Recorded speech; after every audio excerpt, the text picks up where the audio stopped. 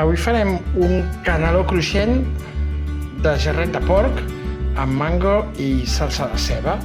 I per tot això necessitarem un parell de jarrets tallats per la meitat, unes 3 o 4 cebes dolces, un mango i rotllos de pasta filo. I a part, el brou de carn, que ja l'estic escalfant. Comencem la recepta daurant els jarrets, els dos cantons, i més o menys quan estiguin així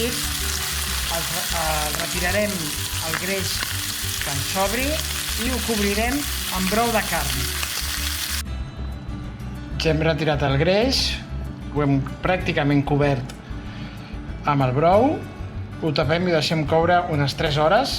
D'aquí 1 hora i mitja, 1 hora i 3/4, els hi donarem la volta.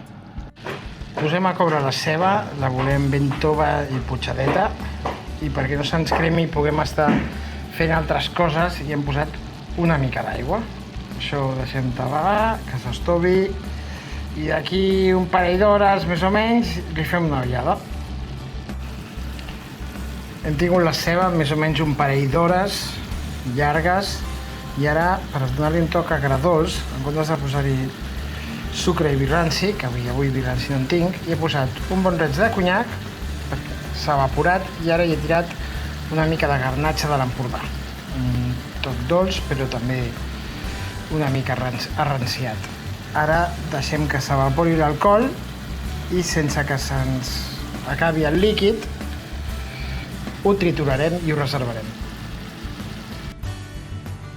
Després de 2 hores i mitja de cocció, això ja està llest, la carn ha sortit perfectament de l'os, i ara ho deixem marinant-se una mica, ho tallarem una mica més petit i deixarem que s'empapi bé de tot. Després ho retirarem i reduirem la salsa.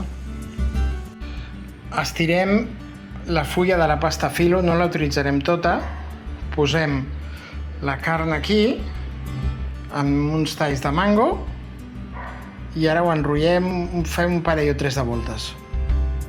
I aquí tenim el caneló de jarret de porc amb mango, ben passat pel forn, llest per servir.